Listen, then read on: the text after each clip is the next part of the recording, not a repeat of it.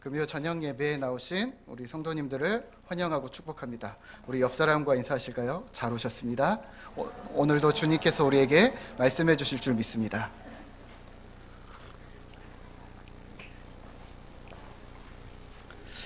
네, 반갑습니다. 드라마 좋아하세요? 네. 네. 저는 드라마 엄청 좋아합니다. 네. 장르를 가리지 않고 수많은 드라마를 봅니다. 목사님이 드라마 보실 시간 있습니까? 네, 틈틈이 봅니다. 꾸준히 영어 단어 외우듯이 틈틈이 봅니다. 그리고 동시에 몇 개씩 같이 봅니다. 요즘에는 와처랑 델루나랑 보좌관은 끝났고 60일 지정생존자도 끝났고 아무튼 열심히 봅니다. 네. 한 번은 이런 적이 있습니다. 도깨비 아세요? 교회에서 도깨비 하니까 좀 그런데 도깨비라는 드라마가 있습니다. 오해하지 마시고. 네. 거기 주인공이 서브웨이 샌드위치에서 매일 만나는 거예요. 김고은이랑 공유가 그거 먹는 장면이 자주 나오는데요. 그걸 보면서 얼마나 먹고 싶은지 그래서 큰 거 3개를 사다가 집에서 아내랑 먹었습니다. 저는 그거 먹으면서 이랬어요. 이야, 이게 공유랑 김고은이 그 먹던 도깨비에서 나오는 그 서브웨이 그러면서 막 먹는데 저희 아내는 안 봤거든요. 감흥이 있었을까 없었을까요? 그냥 큰 빵을 왜 이렇게 큰 거를 3개나 사온 거야. 저는 너무 먹고 싶어서 사다 보니까 3개나 샀는데 이 큰 거를 결국에는 다 먹지도 못했습니다. 네. 근데 저는 그 드라마를 봤기 때문에 이 서브웨이 샌드위치가 저한테는 너무 중요했던 거죠. 그 다음에 뭐가 나왔냐면 작년인가요? 내 뒤에 테리우스가 나왔습니다. 이것도 드라마예요. 네. 거기는 소지섭이 나옵니다. 네. 아내도 소지섭이 나와서 열심히 봤습니다. 테리우스에는 어디가 나오냐면 퀴즈너스 샌드위치가 나옵니다. 네. 모르세요? 네. 퀴즈너스 샌드위치라는 데가 있어요. 그래서 그게 나와요. 그래서 마침 그때 제주도에 있었는데 없을 것 같아. 검색을 했는데 딱 오픈을 한 거예요. 그 드라마에 맞춰서. 그래서 아내랑 같이 가서 딱 먹었습니다. 맛있었습니다. 이렇게 오해하진 않으셨으면 좋겠습니다. 제가 소지섭이 되고 싶어서 퀴즈너스에서 먹고 제가 공유가 되고 싶어서 제가 서브웨이를 갔다 이렇게는 오해하지 않으셨으면 좋겠습니다. 그냥 소지섭이 나오는 샌드위치를 보니까 궁금했던 거고 공유가 나오는 샌드위치를 보니까 저거 맛있나? 왜 이렇게 맛있게 먹지? 그래서 또 궁금해서 그냥 먹었을 뿐입니다. 이런 걸 뭐라고 하냐면 PPL이라고 하는데요. 잘 아시죠? 드라마나 영화, 요즘엔 TV에서도 많이 등장하는 제품들의 광고입니다. 그냥 생각이 없다가 이렇게 보다가 영상을 보면 그 제품을 경험하지 못한 사람들은 궁금증이 생기는 거예요. 저처럼. 진짜 맛있나? 저 옷은 괜찮나? 드라마에서는 캐나다 퀘벡이 나왔는데 퀘벡이 저렇게 멋있나? 이야, 저기는 한번 가볼 만한데? 막 이런 생각이 없었는데. 그리고 또 경험이 이미 있는 사람들은 저거 맛있지, 저기 좋지, 저 옷, 저 가방, 저 모자 그러면서 다시 기억을 소환하는 겁니다. TV 광고도 마찬가지고요. 보고 있으면 생각나게 하는 이걸 연상작용이라고 우리는 부릅니다.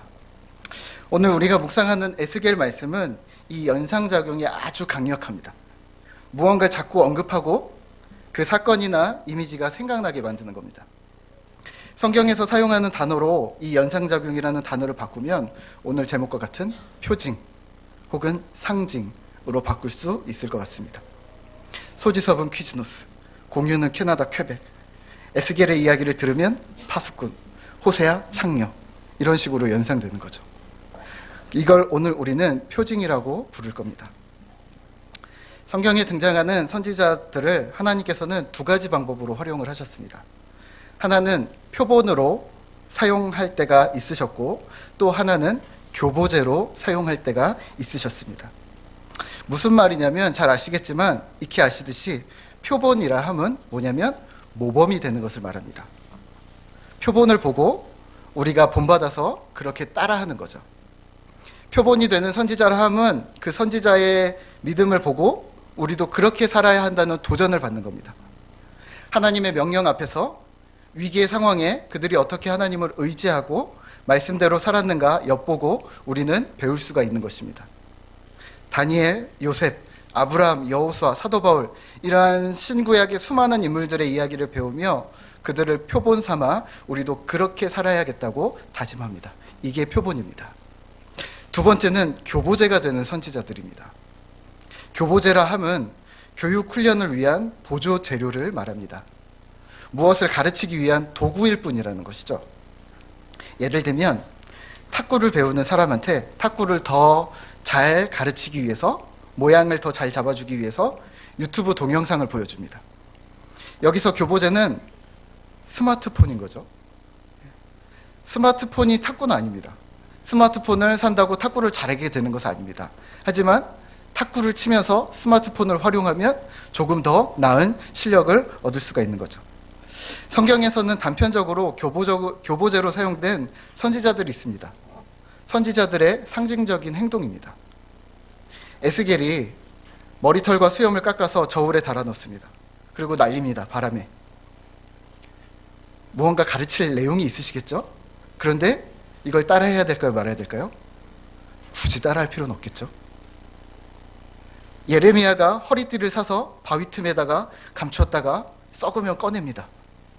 뭔가 메시지가 있겠죠? 근데 우리가 이걸 따라할 필요는 없겠죠. 마찬가지입니다. 보통 간단한 혹은 상징적인 행동들을 요청하셨고 그에 따른 메시지를 바로 주셨습니다. 이 행동들을 우리가 지금 따라할 필요는 없습니다. 메시지를 잘 이해하기만 하면 됩니다. 여기까지는 문제가 없습니다. 그런데 문제는 오늘 본문을 포함한 간혹 인생 전체를 혹은 인생의 큰 부분을 혹은 인생 통째를 교보제로 삼으셨던 선지자들이 있습니다. 오늘 본문에 등장하는 에스겔이 그렇습니다. 그리고 잠시 후 잠깐 다룰 호세아 선지자도 마찬가지입니다. 에스겔서를 읽으면 내용이 난해하다, 복잡하다, 대체 무엇을 가르치려 하시는가라는 의문을 가지시겠지만 저는 답답함을 느낍니다. 왜냐하면 에스겔 선지자의 인생이 특히 오늘 본문은 그의 삶이 철저하게 교보제로 사용되었기 때문입니다. 우선은 에스겔 전체를 이해하고 시작하면 좋을 듯한데요. 이스라엘이 다윗과 솔로몬 시대 이후로 분열되었다는 것은 아시고 계시죠? 그렇죠? 네, 많이 얘기했습니다. 우리나라처럼 생각하면 되는데요. 남과 북으로 나뉘었다. 그리고 우리가 성경 역사가 매우 헷갈리는 이유는 뭐냐면 다윗, 솔로몬까지는 한 나라였는데 솔로몬 이후부터는 나라가 두 개가 된 거예요.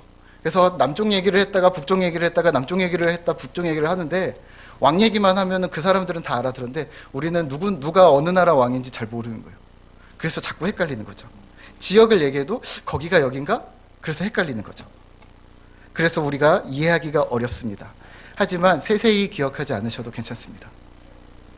우선은 두 나라로 쪼개져서도 둘 다 하나님 말을 안 들은 하나님의 백성이다. 이 정도로 기억하시면 될 것 같습니다. 하나님이 경고합니다. 너 그러다가 멸망해. 말을 들었을까요? 안 들었을까요? 말을 안 들었습니다. 네. 북쪽이 더 심하게 말을 안 들었습니다. 지금 우리 남북처럼요. 북쪽이 더 심하게 말을 안 들어서 아수르라는 나라를 통해서 먼저 멸망시킵니다. 한 방에 팍! 엄청 큰 회초리를 맞은 것이죠. 그리고 남쪽도 말을 똑같이 안 들어요. 예. 그런데 하나님이 왠지 마음이 그랬는지 바로 멸망시키지 않고 경고를 1차, 2차, 3차를 합니다. 그래서 1차 바벨론이 침공을 합니다. 바로 멸망시키지 않았습니다. 그러면서 1차 때 다니엘과 세 친구들, 왕과 귀족들을 끌고 갑니다. 2차 때 또 바벨론이 침공합니다. 여기서 에스겔과 지식층 1만 명이 끌려갑니다. 그래도 말을 안 들어요. 그래서 3차 침공을 하는데 이때는 딱 들어와서 싹 잡아갑니다. 싹 다 끌고 갑니다. 그게 오늘 녹슨 가마의 비유입니다. 그러니까 오늘 에스겔은 2차, 3차는 아니에요. 아직 이스라엘이 멸망한 것은 아니고 지금 위태위태한 곤방이 이제 멸망할 그러한 상황입니다. 이 당시 이스라엘은 분위기 파악 못하고 이렇게 말했습니다. 이렇게 얘기합니다. 북이스라엘은 망했어도 하나님의 성전이 있는 예루살렘이 있는 우리 남유다는 절대로 멸망하지 않을 거야. 하나님이 살아계신다면 우리를 보호하실 거야. 밑도 끝도 없이 말입니다. 그런 일은 절대 없어라고 맹신합니다. 그러다가 1차 침공을 받고 바벨론으로 우르르 사람들이 끌려갑니다. 바벨론으로 끌려간 사람들은 이렇게 얘기를 합니다. 걱정하지 마. 하나님이 우리를 금세 돌아보내 주실 거야. 바벨론으로 끌려가지 않은 사람들은 어휴 다행이다. 한바탕 피바람이 불었으니까 한동안 우리는 좋은 일이 있을 거야. 문제 없을 거야. 그런데 문제는 뭐냐면요. 여기나 다 자신들의 행동을 바꾸지 않습니다. 죄에서 돌이키지를 않습니다. 에스겔 32장까지는 그에 대한 경고를 그래서 계속합니다. 너희의 음란, 너희의 악함, 그것을 돌이키지 않으면 너희는 멸망이다. 사마리아도 멸망했고 북이스라엘도 멸망했다. 이제 너희 차례다. 음란이라 함은 하나님을 버리고 다른 신을 섬기는 것을 말합니다. 또 너희의 악함이라 함은 하나님을 무시하고 내가 하나님이라고 생각하는 교만, 그에 따른 아나무인격의 범죄들을 말합니다. 2차 침공 때 또 한 대 크게 맞습니다. 그리고 이스라엘 백성들의 생각은 특별히 그런데도 변하지 않습니다. 뭐 지난번에도 그랬는데 이번에 또 있지 뭐. 괜찮아요. 무너지진 않아. 그래서 에스겔 20장에서 23장까지는 하나님이 선언하시는 수많은 저주가 예루살렘과 이스라엘을 향한 저주가 집중적으로 기록되어져 있습니다. 너희 진짜 말 안 들으면 진짜로 멸망한다. 이 이야기를 하고 있는 겁니다. 그리고 오늘 본문은 24장은 3차 멸망이 코앞인 것입니다. 오늘 우리가 읽은 에스겔 24장은 BC 589년이고요. 바벨론 군대가 예루살렘 성을 포위한 날짜입니다. 24장 2절입니다. 함께 제가 읽겠습니다. 인자야 너는 날짜 곧 오늘의 이름을 기록하라. 바벨론 왕이 오늘 예루살렘에 가까이 왔느니라. 이제 바벨론 왕이 진짜로 공격하러 온 거예요. 성을 에워싼 거예요. 3절부터는 녹슨 가마 비유를 듭니다. 녹슨 가마에 고기를 삶아라. 녹슨 가마 같은 죄악이 가득한 예루살렘에서 저희가 끓여질 것이고, 그러니까 이스라엘이 끓여질 것이고, 고난을 받을 것이고, 고통을 받을 것이고, 솥에 있는 고기가 하나도 남김없이 다 빼내질 것이고, 솥도 텅 비었는데 녹이 사라질 때까지 불에 달구어서 이 솥이 부서질 정도로 계속 달굴 것이다. 이게 너희다. 예루살렘의 멸망을 이야기합니다. 14절입니다. 나 여호와가 말하였은즉 그 일이 이루어질지라. 내가 돌이키지도 아니하고 아끼지도 아니하며 뉘우치지도 아니하고 행하리니 그들이 내 모든 행위대로 너를 재판하리라. 주 여호와의 말이니라. 아멘. 네, 이 녹슨 가마의 비유는 이스라엘이 멸망할 것, 왜 멸망하게 되고 어떻게 멸망하게 될 것인지를 이루는 비유였습니다. 여기로도 메시지가 충분합니다. 이해가 되시죠? 그쵸? 그런데 하나님은 이상하게 이걸로 끝나면 되는데 여기서 에스겔을 부릅니다. 한 번 더 부릅니다. 그리고는 지금 이 16절부터 15절부터 어이없는 일이 벌어집니다. 16절입니다. 함께 읽겠습니다. 인자야 내가 내 눈에 기뻐하는 것을 한 번 쳐서 빼앗으리니 하지 말며. 아멘. 14절까지로 이미 예루살렘이 멸망할 것이라는 얘기를 명확하게 하셨는데 15절에 이상한 이야기를 16절 이상한 이야기를 합니다. 하나님 말씀하십니다. 내 눈에 기뻐하는 것, 그러니까 내 아내가 죽을 것이다. 굳이 아내를 갑자기 지금 이스라엘이 멸망하는 시점에서요? 그게 뭐가 표가 된다고요? 그런데 두 가지가 이상한데요. 하나는 명령이 이상합니다. 우선은 17절입니다. 함께 읽겠습니다. 죽은 자들을 위하여 슬퍼하지 말고 조용히 탄식하며 수건으로 머리를 동이고 발에 신을 신고 입술을 가리지 말고 사람이 초상집에서 먹는 음식물을 먹지 말라 하신지라. 아멘. 구약에서 사람이 죽거나 견디기 어려운 고난을 당한 경우에 머리에 동인 수건을 풀고 머리를 풀어 헤치고 머리에 재를 티끌을 뿌리고 옷을 찢고 맨발로 다녔습니다. 그런 모습을 보면 누군가 그런 모습을 하고 있다면 아, 저 사람 상중인 사람 혹은 저 사람 큰 환난, 큰 슬픔을 당한 사람이라는 표식이었습니다. 그리고 위로의 대상이었던 거죠. 그런데 하나님께서는 에스겔 선지자에게 아내가 죽을 것인데 조용히 탄식하라. 슬픔을 삼키라고 말합니다. 아니 거기에 더해서 슬픔 당한 사람처럼 행동하지 말고 아무 일 없었다는 듯이 옷을 단정히 입고 머리에 기름을 바르고 수건을 쓰라. 되려 기쁜 척하라는 말을 명령을 합니다. 하나님의 요구가 우선 이상합니다. 왜 그러셨을까요? 또 하나는 구조입니다. 뭐냐면 만약에 에스겔의 아내가 원래 몸이 안 좋았다거나 아팠다거나 혹은 전쟁의 상황이었다면 몰라도, 어려운 상황이었다면 몰라도 아직 지금 쳐들어온 건 아니었거든요. 지금 이 상황이 어떤 급작한 죽음을 맞이할 상황은 아니었던 겁니다. 연대를 따지면 실제 에스겔의 나이는 이때쯤에 34살 정도였을 것 같습니다. 그리고 그 당시, 그렇다면 그 아내는 비슷했겠죠. 매우 젊었을 겁니다. 그 즈음에 함께 고난을 당하고 함께 사역하던 조력자였던 젊은 아내가 갑자기 죽는데 어이가 없는 일이 벌어집니다. 18절입니다. 제가 읽겠습니다. 내가 아침에 백성에게 말하였더니 저녁에 내 아내가 죽었으므로 아침에 내가 받은 명령대로 행하매. 잘 생각해 보세요. 하나님의 말씀이 임했어요. 내가 에스겔인데 임했어요. 뭐라고 임했냐면 오늘 새벽에 임했는데 네 아내가 죽을 것이야. 사람들 모아놓고 얘기해요. 그래서 어쨌든 아침에 사람들을 모았습니다. 사람들을 모아놓고 이렇게 얘기했어요. 하나님은 오늘 새벽에 말씀하셨는데 아내가 죽을 것이래요. 제 아내가 죽을 것이래요. 하지만 저한테 슬퍼하지 말래요. 아무 일 없었다는 듯이 기뻐하래요. 이걸 아침에 말했어요. 그리고 그날 밤에 아내가 죽습니다. 다음 날 아침에 사람들이 또 몰려왔어요. 어떻게 됐니? 근데 아무 말 하지 않고 아무 일 없었다는 듯이 머리에 수건을 두르고 평온하게 움직이고 있습니다.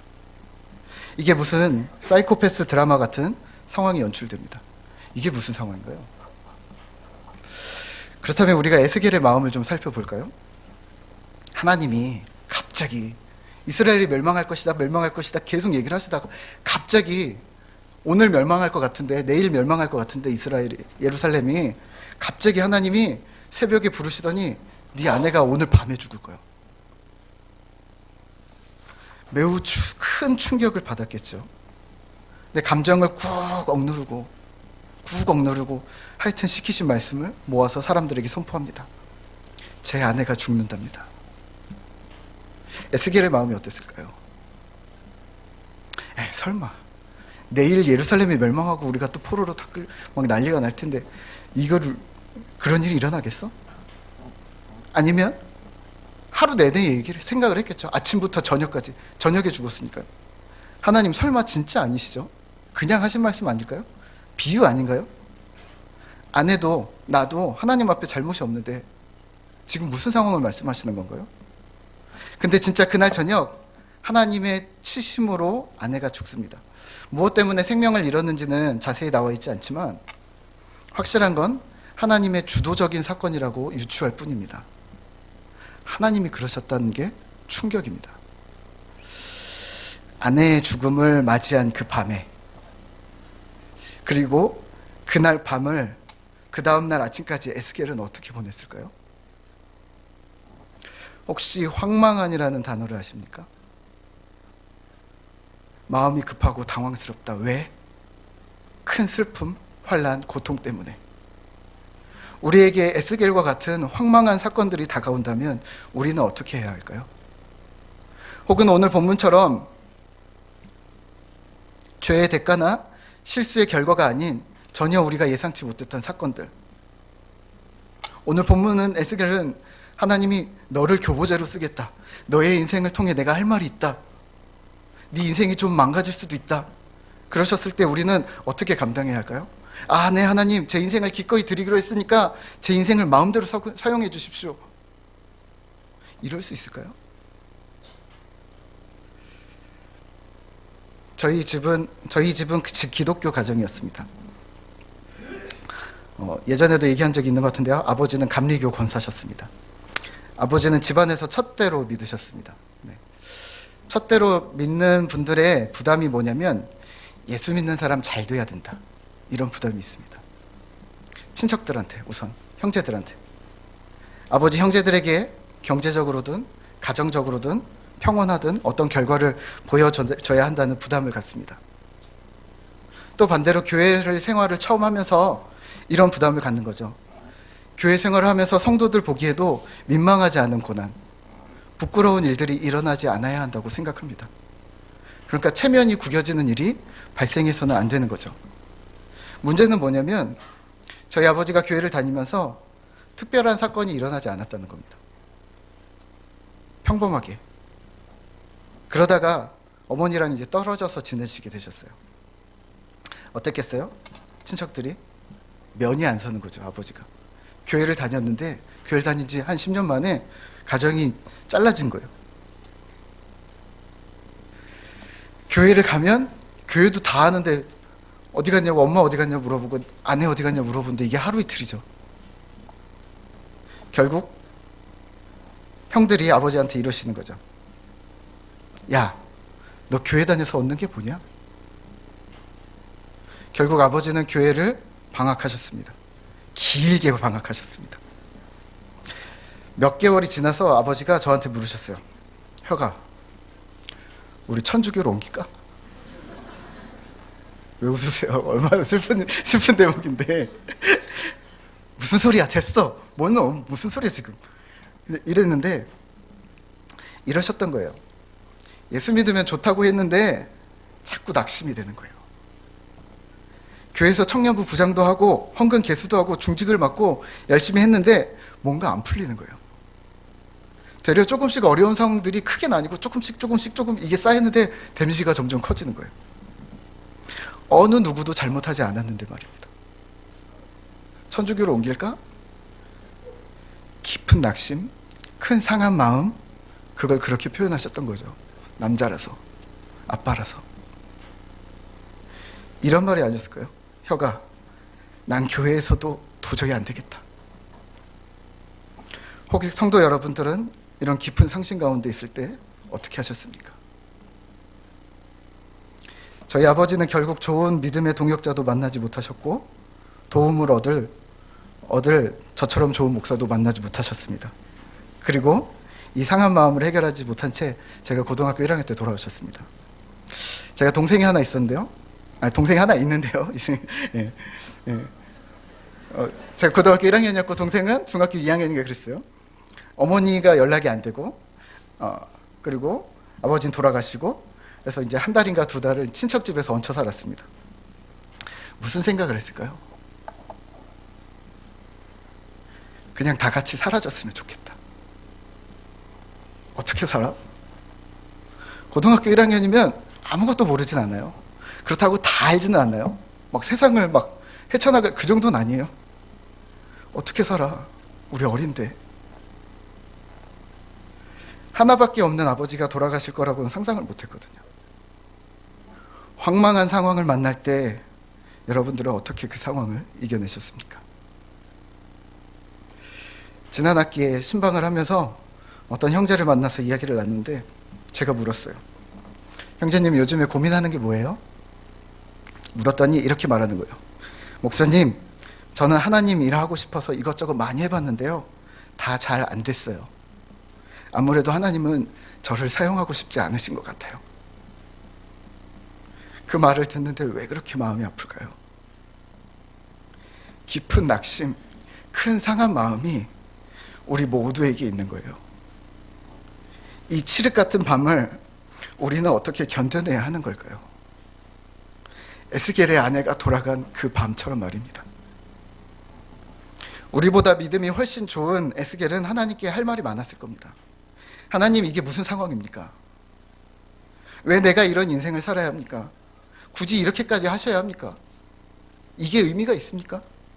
시키는 대로 다 했는데, 열심히 했는데 왜 하필 나이고 왜 우리 아내입니까? 이게 뭡니까? 성경에 보면 수많은 선지자들이 등장을 합니다. 그리고 그 인간의 머리로 생각할 때 정말 어처구니 없는 일들을 하나님은 요구하십니다. 교보제로 사용한 사람들입니다. 하나님이 호세아 선지자를 부릅니다. 호세아 선지자, 너는 창녀랑 결혼해라. 네, 하나님? 제가 선지자인데요? 요즘 말로 하면 제가 목사인데요? 제가 선교사인데요? 창녀랑 결혼하라니 뭘 하라는 건데요? 결혼하고 자녀를 낳습니다. 그런데 자녀 이름을 엉망으로 지으라고 합니다. 이스라엘 심판이다. 로루하마, 긍휼을 못 받은 자. 로함이 내 백성이 아니다. 누가 자녀 이름을 이렇게 짓습니까? 예쁘게 짓고 좋게 지으려고 하지. 넌 망했어. 넌 거부당했어. 넌 심판받을 거야. 이렇게 이름을 누가 짓습니까? 호세아의 심정은 어땠을까요? 아, 내가 하나님 앞에 쓰임받고 있어. 행복해. 네 열심히 해야겠다. 이런 마음이었을까요? 선지자라 함은 지금 교보제로 사용당하고 있는 선지자의 인생은 우리가 생각하는 것보다 훨씬 더 비참합니다. 하나님의 일을 하면서도 그 마음은 처참했을 겁니다. 이게 하나님 일 맞아? 다른 남자에게 아내가 도망갑니다. 아내를 붙잡아 둡니다. 도망간 아내를 데려오기 위해서 찾아가서 돈을 거꾸로 주고 아내를 사옵니다. 창피함을 무릅쓰고 데려옵니다. 내가 목사인데 데려옵니다. 자녀들은 이런 엄마 아빠를 봅니다.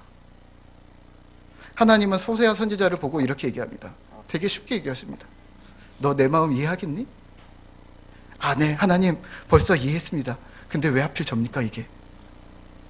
왜 저는 다른 사람과 같지 않고 저는 왜 인생을 통째로 교보제로 쓰십니까? 조금만 쓰시면 안 됩니까? 요나 선지자를 부릅니다. 요나야, 저기 원수집, 원수 나라에 가서 복음을 전해라. 니느웨에 가서 복음을 전해라. 하나님, 저는 못하겠는데요? 저 사람들은 제 아버지를 죽인 원수, 내 동포를 욕보인 원수들입니다. 살아있을 때 내가 눈으로 봤습니다. 여전히 지금도 원수인데 거길 가라니요. 도망갑니다. 그리고 물고기 뱃속에서 3일 동안 있다가 결국 니느웨로 되돌아가서 복음을 전합니다. 아마 이렇게 질문했을걸요. 하나님, 왜 하필 나입니까?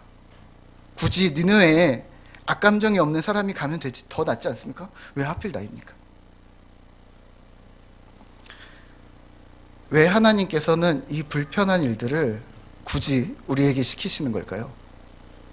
이 황망한 사건들을 비켜가게 안 해주시고 정면으로 맞닥뜨려서 우리를 부서지게 하는 것일까요? 상징입니다. 표징입니다. 에스겔, 내 아내를 데려간 너의 삶은 이스라엘 민족에게 큰 표징이 될 거야. 내가 그렇게 버틴 흔적이 너와 같은 고난을 당하게 될, 나라를 잃는 황망한 사건을 만나게 될 이스라엘에게, 그 가족들에게, 그 후손들에게 격려와 힘이 될 거야. 요나야, 네가 왜 니느웨라는 그곳에 서 있는 것 그 자체가 그들에게 표징이 돼. 원수에게 복음을 외치고 있는 너의 모습, 회복을 외치고 있는 너의 모습, 그 존재 자체가 징표가 되는 거야. 호세아 선지자, 창녀와 결혼을 해. 너의 삶, 너의 존재가 징표가 돼. 죽지 않고 살아만 있어. 넌 나는 너를 버리지 않아. 말도 안 되는 그런 삶을, 처참한 삶을 사는 우리에게 너희가 그렇게 살아내고 버텨난 삶의 흔적이 후대의 신자들에게, 동시대의 동역자들에게, 믿음의 교우들과 가족들, 내 자녀들에게 격려와 힘이 될 거야. 혹 지금 황망한 인생의 사건으로 인해서 인생의 밤을 어떻게 지나보내야 할지 고민하고 있는 분들이 계십니까? 혹은 주께서 우리의 삶을 수많은 세대에 표징 삼고 있으신 것을 기억하시기를 바랍니다. 성경에 등장하는 표징이 되는 신자의 삶은 이걸 말합니다. 하나님을 만난 백성들이, 하나님의 백성들이 비참하고 힘들지만 그럼에도 불구하고 어떻게 버텼나? 어떻게 그 믿음을 저버리지 않았는가? 24절입니다. 이같이 에스겔이 너희에게 표징이 되리니 그가 행한 대로 너희가 다 행할지라. 뭘 행할까요? 믿음으로 살아내는 것, 믿음으로 고난을 통과하는 것. 그것이 되면, 그 일이 이루어지면 내가 주 여호와인 줄을 너희가 알리라. 27절 하반절입니다. 이같이 너는 그들에게 표징이 되고 그들은 내가 여호와인 줄 알리라. 아멘. 존재가 표징이 되는 일입니다. 소돔과 고모라에 의인으로 살고 있는 10명이 없어서 멸망했던 것처럼 에스겔 22장에서 예루살렘의 하나님의 진노를 막아설 하나님이 기억하시는 한 사람이 없어서 그 진노가 그대로 임했던 것처럼 오늘 우리는 그 자리에서 하나님이 기억하시는 그 단 한 명의 신자가 되셔야 합니다. 그게 신자의 표징입니다. 그럼 오늘 우리는 무엇을 해야 할까요? 나는 어떻게 표징, 상징이 될 수 있을까요? 나는 일개 평범한 그리스도인인데 말입니다. 저는 고등학교 때 하나님과 교회를 매우 좋아하게 됐습니다. 여러 가지 사건들을 거치고 그런 결과를 얻었습니다. 그러고 나니까 학교 가서도 성경을 너무 읽고 싶은 거예요. 가방에 성경책을 챙겼습니다. 그때는 어떤 성경책이었냐면 밖에는 까맣고 안에는 빨간, 그리고 열면 세로로 된, 근데 또 어머니가 쓰던 걸 받아서 이 빨간 줄로 엄청 줄 이렇게 가 있는, 그거를 제 거였는데 학교에 들고는 갔는데 이거를 가방에서 책상까지 꺼내는 게 이게 너무 힘든 거예요. 이걸 꺼내면 사람들이 뭐라고 할까? 친구들이 뭐라고 할까? 놀리진 않을까? 막 혹시 핍박을 막 당하지 않을까? 막 성경책을 던지고 막 아니면 막 이상한 사건들이 일어나지. 엄청 두렵기도 하고 막 너무 힘든 거예요. 꺼낼까 말까 꺼낼까 말까. 며칠을 가방 속에서 못 꺼내다가 어느 날 도저히 못 참겠어서 결국 점심시간에 딱 꺼냈어요. 그리고 딱 읽었어요. 무슨 일이 일어났을까요? 아무 일도 일어나지 않았습니다. 제가 질문하는 건 항상 아무 일이 일어나지 않습니다. 뭐 이렇게 막 익사이팅한 그런 거를 기대하시면 안 됩니다. 아무 일도 일어나지 않습니다. 보통은. 그 후로 무슨 일이 생겼냐면 차근차근히 생기는데 제가 하나 읽었잖아요. 그 후로 우리 반에 교회 다니는 친구들이 한 10명 있었나 봐요. 한 명씩 성경책을 꺼내놓고 읽기 시작하더라고요. 고등학교 2학년인데 3학년까지 계속 이어졌습니다.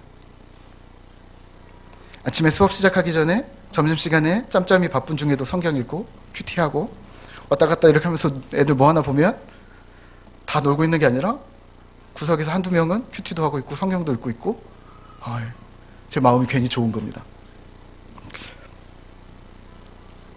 물론 불편한 일들이 있죠. 우리가 숙제를 안 하고 말도 안 듣고 또 선생님 질문했는데 답변 못해서 혼나고 그러면 친구들이 놀리죠. 선생님 나와서 너 그것도 못해? 아니면 숙제도 안 했어? 그럼 한 대씩 맞아? 그러면서 걔 때리려고 하면 친구들이 막 그러죠. 선생님 걔 때리면 하나님한테 벌 받아요. 주여 할렐루야 막 이래. 그러면 엄청 창피해지는 거죠. 아니 모를 수도 있지. 그걸 갖다가 왜 교회를 연결시키는 거야? 근데 하여튼 그런 불편함들이 있죠. 근데 뭐 어쩔 수 없죠. 네. 근데 어찌됐건 교회 다니는 것 때문에 공부는 못해도 바르게 하려고 노력했습니다. 어느 날 교회 안 다니는 친구가 와서 묻는 거예요. 성경 내용이 뭐냐? 이거 빨간데 이거 뭐냐? 그래서 대답했어요. 예수님 믿으면 어려울 때 도와주신대. 야 그런 게 어딨냐? 시덥잖은 대화였지만 반에서 이게 상징이 되는 거예요. 예수 믿는 애들은 뭐가 있나 봐. 공부 잘하는 게 최고고 좋은 대학 가는 게 최고고 그런데 교회 다니는 애들은 뭔가 믿는 구석이 있나 봐. 그걸로 충분합니다. 청년들이 있으니까요. 처음 군대를 갔는데 친해진 고참들이 나오래요. 방에 이제 내무실에 있는데 야 문혁 담배 피러 가자. 저 담배 안 핍니다. 저 교회 다닙니다. 그랬더니 친해진 고참이 그래? 알았어 하고서 멋쩍어 하면서 이렇게 나갑니다. 가만히 생각해 보니까 밖에 나가서 도대체 뭘 하는 건데 30분씩 담배를 피는 거예요. 뭘 하는 걸까? 그래서 이상한 거예요. 그래서 방에는 그 내무실에 혼자만 멀뚱멀뚱 있고 다 담배 피러 나가니까. 그래서 멀뚱멀뚱해서 따라 나갔습니다. 그때가 겨울이었는데요. 그 추운데 양말도 안 신고 슬리퍼 신고 나와가지고 달달달달 떨면서 30분 동안 담배를 피면서 그날 하루 있었던 얘기를 다 하는 겁니다. 담배 진짜 싫어하거든요. 근데 숨 참아가면서 계속 따라 나갔습니다. 무슨 얘기 하나 들어보려고. 어느 날 다른 고참이 물어요. 야, 너는 왜 나와? 담배도 안 피면서. 그래서 담배 피는 거 구경 나오는데요. 한 달, 두 달, 석 달이 지나면서 무슨 일이 일어났을까요? 야, 교회 다니는 애들 말이 통하네. 교회 다니는 애들은 너처럼 말이 통하는 애 처음 봐. 그래요? 교회 다니는 사람들 다 똑같은데 왜 말이 안 통할까요? 어느 날은 남자들은 군대에서는 이렇게 다 이렇게 옆에서 자요. 손도 잡고 자고 막 안고도 자고 이래요. 남자들끼리. 이상하게 생각하시면 안 돼요. 원래 그래요. 그러니까 그냥 애기랑 어른이랑 다닌다고 생각하시면 돼요. 이등병일 때 완전히 애기라고 생각하거든요. 예, 우리 한 5살짜리 애들 다니는 소대장이 그 부대의 장이었던 소대장이 제 옆에서 자는 겁니다. 제 손을 꼭 잡고 잤는데 물어보는 거예요. 야, 문혁. 그래서 네? 그랬더니 담배 피면 교회 못 가냐? 그러는 거예요. 그래서 아니요, 괜찮은데요. 그랬더니 야, 결혼할 사람이 교회 가야 된다고 하는데 담배 이거 어떻게 해야 되냐? 그래서 예, 뭐라고 했을까요? 아, 담배는 상관없고요. 우선 교회 가세요. 나중에 끊어지면 끊고 안 끊어져도 괜찮습니다. 교회 다니는 게 중요합니다. 되게 거짓말 같죠? 세상 사람들은요, 예수님도 모르지만 교회도 잘 몰라요. 또 그리고 교회 다니는 사람을 어떻게 대해야 할지도 몰라요. 주일에 일하자고 하면 교회 다니던 애가 평소에 착한데 갑자기 핏대를 세우면서 막 화를 내지. 얘 왜 이러지? 내가 뭘 잘못했나? 평소에는 조용한데 한 번씩 할 얘기가 있다면서 시간 좀 내달라고, 5분이면 된다고. 그래서 왜? 무슨 일이야? 그러면 갑자기 호주머니에서 노란 쪽지를 딱 꺼내서 하나님을 당신을 사랑하시고 어쩌고 막 얘기를 하는 거예요. 당황스러운 거죠? 평소에 말주변도 없는 애가 막 신들린 듯이 막 말을 하니까. 그래서 당황해서 그래 알았어. 그랬더니 갑자기 영접 기도를 하자고 그러는 거예요. 그래서 싫다고 그러면 관계가 서먹해지고 좋다고 하면 내가 너무 불편하고. 이런 이미지가 교회 다니는 신자의 이미지는 아니지 않나요? 우리는 왜 이렇게 만들어 놓은 걸까요? 예수 그리스도라는 표징을 우리를 통해서 드러내야 하는데 우리의 이미지는 왜 뭔가 소통이 안 되는 꽉 막힌 이런 사람들로 우리는 표징이 되고 있는 걸까요? 오늘 에스겔에서 말하는 신자가 세상을 향해 드러내야 할 표징이 과연 이런 건 아니지 않습니까? 신자된 나는 오늘 세상을 향해 어떤 이미지를 보여주고 있습니까? 신방하다가 어떤 집사님과 이야기를 나눴는데요. 저희 아버지 뻘이세요. 국제시장 영화 보셨죠? 네, 국제시장에서 흥남부두에서 철수하고 국제시장으로 이렇게 후퇴해서 내려오셨던, 국제시장 깡통시장에서 그 집사님의 어머니께서 노점을 하셨대요. 배고프고 가난한 시절 이야기입니다. 어머님이 노점을 하고 오시면 종잇돈으로 1원, 종잇돈으로 10원 막 꼬깃꼬깃한 거를 꼭 성경에다가 이렇게 한 장씩, 매일 한 장씩 꽂아두시더래요. 집사님이 어릴 때 물어보셨답니다. 엄마, 우리 배고프고 먹을 것도 없는데 그거 왜 교회에 갖다 줘? 어머니께서 이렇게 대답하셨대요. 기다려봐. 하나님께서 너희를 축복하실 거야. 지금은 우리가 힘들지만 그래도 하나님께 소망을 둬야 돼. 눈물이 났습니다. 왜요? 존재가 표징이 된 권사님. 이 집사님은요, 어머님이 안 계셔도 성경을 보면, 혹은 꼬깃꼬깃한 돈을 보면, 혹은 깡통시장이라도 들리면, 아, 하나님께 소망. 우리 어머님 진짜 우리 하나님께 소망을 두어야 함을 이 어머님이 표징이 되어 주셨습니다. 그런 어머니 밑에서 신앙을 배워온 자녀들이 어떤 엇나감이 있을까요?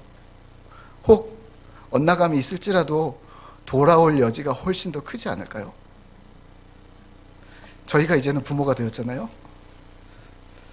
우리는 그렇게 할 수 있을까요? 아니요, 되려 하나님, 제 아들이 굶고 있는데요, 11조 정도는, 감사원금 정도는 하나님 이해해 주십시오. 당장 우리 아들 먹여야 합니다. 이게 부모 마음이잖아요. 그렇죠?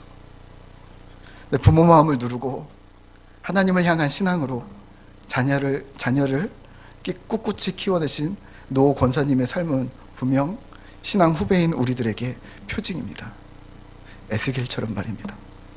너는 그들에게 표징이 되고 그들은 내가 여호와인 줄 알리라. 말씀을 맺겠습니다. 우리는 에스겔처럼, 그 늙으신 권사님처럼 존재가 표징인 신자가 되셔야 합니다. 존재가 표징인 신자, 존재하는 것 자체가 상징인 신자, 큰 상심과 낙심, 긴 어둠의 밤을 지나는 사람들에게 이정표가 되는, 표징이 되는 그런 신자 말입니다. 이 세상을 살아가는 동안 누구를 의지하실 건가요? 하나님을 의지하시고 기도하면서 낙심하지 마시죠. 주님께서 참 소망이 되시기 때문입니다. 주님이 우리의 참 기쁨이 되시고 참 소망이 되심을 잊지 않는 이 마지막 때의 표징이 되는 그런 신실한 하늘빛 우리 교회 신자 되시기를 기도합니다. 우리 함께 찬양하고 기도하실 텐데요. 원하고 바라고 기도합니다. 이 세상을 살아가는 동안에 소망을 주님께 주시기를